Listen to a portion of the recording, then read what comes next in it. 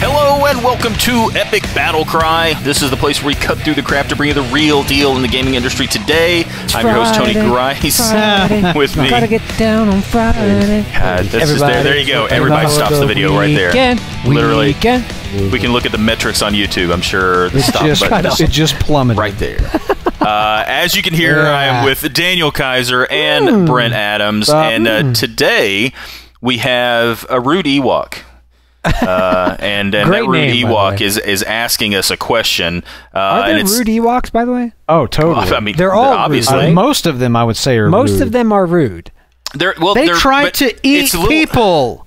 It's a little understandable because they were supposed to be Wookiees, you know, and they got shrunk down, and they had to be all weird-eyed and everything. You'd be upset too. Why wouldn't you?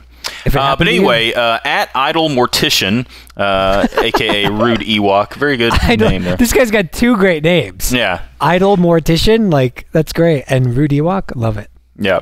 He says, at Epic Battle, or actually he says, hey, EBA! Exclamation point.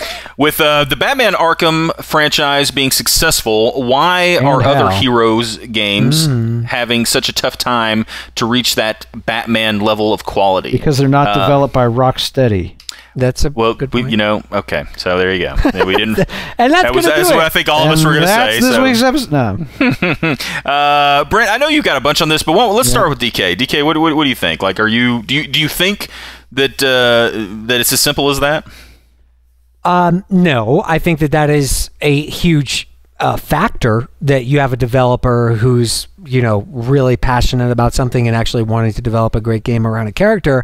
But I think the character himself lends himself very well to the gaming space. Absolutely, because of, you know, when you think of Batman in comparison with the other characters, Superman, but whatever, Batman lends himself particularly well because there's an identifiable location of Gotham. Of course, there is with the other characters as well, but Gotham seems like a place that is fit for exploring. Not only that, but Batman as a character is, you know, somebody who, you know, has a dual identity as both, you know, he walks the streets as Bruce Wayne and then has his character Batman. There's all these gadgets as a detective. There's all these elements of Batman that say, hey, we can explore all of these individual elements within gameplay and story, and it all converges when you have a perfect storm. Now, when you think back even on like the SNES or Genesis versions of Batman, those games weren't, you know, the 2D side scrollers. They weren't strictly speaking good. Yeah, they weren't, because they weren't bad though. I mean, they were still better. They were still better than most other superhero games. I was thinking the NES with the purple Batman. That wasn't so awesome. That was actually pretty good. Anyway, okay, good. I didn't have a great time. But anyway, Batman in comparison with other characters lends himself more to a gaming type of experience because of the attachment to different devices, and there's, you know, we're just now getting to the point where they're going to actually explore the Batmobile, which is a huge part of Batman lore and everything else. So you know, I think it's a combination. It's a perfect storm of a character that lends itself well, and also a studio that has, you know, a great pedigree, but also wants to invest itself wholly into this franchise. So can it be replicated? I mean, yeah, if they find the right characters. I mean, we've seen a lot, you know, we've seen a lot of, obviously, comic book type of spin-offs and whatnot, but I don't think anything can quite reach the level of Batman because of those factors. The character itself, the setting, the unique exposure to devices and tools, and then also a studio being synced with that. So I think it would take another perfect storm. So I do think that this Arkham franchise has been something that gamers should really appreciate, because it's something that what you're saying is enjoy it while it lasts. Yeah, pretty much. Yeah. All right. Brent, what do you think? I agree with a lot of what Daniel's saying. I think that I think that one of the reasons that the Arkham franchise has done so well is that there are some fundamental aspects of Batman as a character and as a mythology that do lend themselves really well to gaming. You've got the gadgets, you've got you just got the cool factor with the suit, and you've got, I mean, everybody. I don't think there's anybody that would disagree that Batman has the greatest villains. Batman's rogues gallery is legendary. In comics and otherwise, and so great villains make for great fun gameplay as well. So I think that all those things are factors, and I do think that again, just to agree with you, I think that what you kind of had in the Arkham series was a developer who had a really good idea for a game that capitalized on all those different aspects of Batman, and in each time out, they've kind of they've drawn the circle a little bit larger and encapsulated a little bit more, whether it was more playable area of Arkham, or things like the Batmobile working its way into Arkham Knight. All of the things that they've innovated upon, you kind of show, I think, just the richness of creativity that they had for the franchise. And I don't think that there's absolutely no reason whatsoever that cannot be duplicated in another character, in another property, another game series. It just is going to take somebody having that kind of marriage of, here is a really great video game idea that happens to capitalize on this character or property in a really spectacular way. Superman's kind of a difficult one in the for the same reason that Superman can be a difficult character to write. As Denny O'Neil famously points out, the root of all drama is compelling conflict, and it's difficult to have conflict when Superman can blow out a star. When you have a character that powerful, it's hard to come up with conflict or at least it's hard to come up with conflict that's relatable to human beings.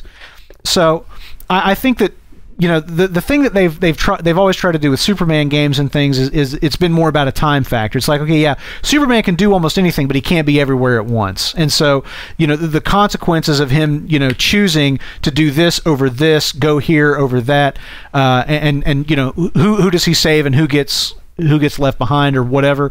Those are interesting ideas that they have kind of tried to do. Like, there was that terrible Superman tie-in game to Superman Returns, the Bryan Singer film. They kind of tried to do some stuff like that. They had like an open world Metropolis, but I mean, the game was just barely held together by like baling wire and stuff. I think that I often talk about Justice League Heroes, which is a game from the PS2. That was absolutely one of my favorite games of that generation. A game I still go back and play occasionally. It was a full-on Justice League game. It was, essentially a brawler that had some light RPG aspects to it, but exceptionally fun. And all the characters and their abilities and everything were really well represented. And it was, it was written by Dwayne McDuffie, who had, worked on the animated Justice League series and stuff. So I think that the Arkham series is so good that people kind of look at it and say, oh man, like nobody can touch this. And maybe that's true. Maybe it'll be, I don't know, decades or whatever before anybody kind of does anything similar. But I think that at its fundamental core, what you have was a really inspired idea married with a character who just makes sense as a video game character. But I think it's totally workable for other things. I think G.I. Joe, we've talked about, like a G.I. Joe game a couple of times. G.I. Joe video games are one of those things that, I'll make notes on occasionally, just, like ideas and things. There are so many ideas that, you could incorporate from a G.I. Joe game. It's a perfect property to build a really interesting game off of. And I feel like, I feel like at some point there's going to be a developer out there that comes up with an idea that really can capitalize on things like that. So it's just all about finding the right people to bring it to life. I'm right there with you. I think the biggest thing that I think it kind of comes down to, honestly, is, like both of you said, just that marriage of all the different aspects. And I do think that there is something like you mentioned Superman, and like I was actually thinking of the exact same game you mentioned, the Superman Returns game. And I actually remember when the demo for that first came out, I was blown away by it at first. Like the sense of speed that you got, like, you know, when you would fly, like you'd kind of like take off sort of slightly slower, and then you'd build up, and you could like travel across the map in like no time. And it was such a cool sensation. Yeah. But there was just like there was just nothing to do beyond that. There was really no gameplay per se. Exactly, and that's the thing with Batman is I think that, you know, like you said, it's a brawler. I mean, basically the fact that we've already established it's I wouldn't say easy per se, but I mean it is an established way of playing a video game, the brawler type of game, and that works really well. Married with the fact that, you know, you can kind of mix it with like the Metroidvania style need to get an item to get somewhere that works perfect with the gadgets that, you know, Batman has, and then you know the Batman's villains just vulnerable enough that it creates that compelling draw. If there's no threat, you know, then but I think you can kind of get that threat if need be from others. Just, you know, the fucking the Superman villains have kryptonite armor or some bullshit like that. I mean, you can make that happen, but the thing is, I really do think it comes down to finding that perfect gameplay element to make it work. And that's the thing. You look at a huge portion of all the other superheroes out there fly, and I think that really nobody has gotten a great flight mechanic going. The closest thing you could maybe say is something like Spider-Man, where he, you know, going, you know, ziplining, you know, from building to building, but then he lands and has, you know, a brawling fight. That's what you're really doing. You're just, it's just a mechanic to get somewhere, and then it's a brawling game. And I think they're constantly trying to figure out a way of making the other aspects of those types of games, you know, to work. And certainly I think lends himself so well to gameplay, because it's like you want to be Batman. You want to jump off a building and then glide to the next building, and there's always a sense of vulnerability. Like, did I do it right? Did I glide forward? I mean, that's what's good about his character. He's not so completely powerful that it just doesn't make sense. You know what I'm saying? It really is, like you said, is a perfect storm. I mean, that's the thing with Batman, and not to take anything away from Rocksteady. I mean, they were able to capitalize on that, which a lot of companies can't. I mean, frankly, there's been tons of times I've looked at something and be like, that's going to be great, and it just doesn't turn out quite as good because they just can't quite harness it all together just so. And Rocksteady was the thing you can give them the most credit for, frankly, was that they did capitalize on all of the amazing, you know, things that they had at their disposal, and made them all really work well, and a multitude of times. I mean, you know, they've proven that they can do it time in and time again. And Arkham Knight's shaping up to be good. We'll see. So we sure will. In next year. Months. Still bitter about the delay. Well, you don't have to wait too much. Oh, come on! They're gonna push this thing back again. Oh no! Don't get your hopes up. Of course. You don't. I mean, you don't have to wait too much longer until they announce the second delay. Yeah. All right. Well, coming up on the end of this Friday edition, we do have a little bit. If you've waited this long, a little bit. You know, if you were able to, if you achieved the achievement of making it to the end of Friday's episode, we have a little bit of news for you. DK, do you want to take it? Yes, I do. Thank you so much, TG and 3D. So here we are, gang, everyone listening at this point. If you are still listening to this Friday podcast, we know beyond a shadow of a doubt that you're a hardcore axe head, and we thank you for supporting us. Or you can't reach your computer and you can't turn it off somehow. It's like playing in the background. You need us to call an ambulance for you. And this is still playing while you're injured, and you'd give anything for us to be able to call 911 or whatever the equivalent is in your country. But no, anyway, we are extremely thankful that you're still with us on this Friday, and we do want to announce to you first that we will soon be ending our run as a podcast. This is episode 248. And Epic Battlecry as a podcast will be ceasing operation at episode 250. So in a few weeks, a couple of weeks, I should say, it will be our last episode of the Epic Battlecry podcast. The website, EpicBattleX.com, will still remain in operation for the foreseeable future as it's been funded by the community. We want to obviously provide that opportunity for people to collaborate and connect on EpicBattleX.com. But as a podcast, we are we are not going to be doing this. We're hanging anymore. up our spurs. We're hanging up our spurs, and we look forward in the next week. Next week's episodes will continue as normal for Monday through Friday, and then the following week, episode 250, will basically be us hanging out and reminiscing about everything that we've done, everything that Epic Battle Cry has meant to our community and to us as individuals.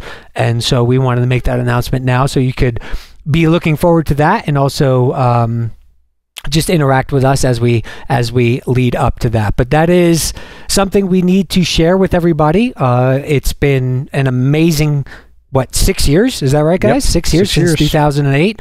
But Brent, Tony, and I are, we're always going to be friends, and we've always, loved doing this. But it is that time in the industry and that time for our podcast to turn off the mics. So that'll be happening in a few weeks. But until then, we hope that you stick with us and stay in tune for next week's podcast, and look forward to that final episode 250.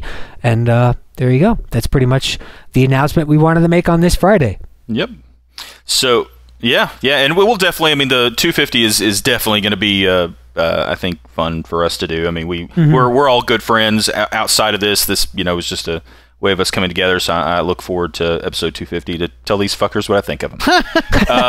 No, I'm just kidding. But anyway, it should be it should be a lot of fun, and it'll be sad to go, but we've really had a great run, and we really appreciate everything. So anyway, that is going to do it for today's episode. So remember, cry havoc and let your voice be heard on another podcast. Just in general. Just rub salt in the wound, why don't you? Well, I mean, I'm a realist. I mean, come on. So what's happening?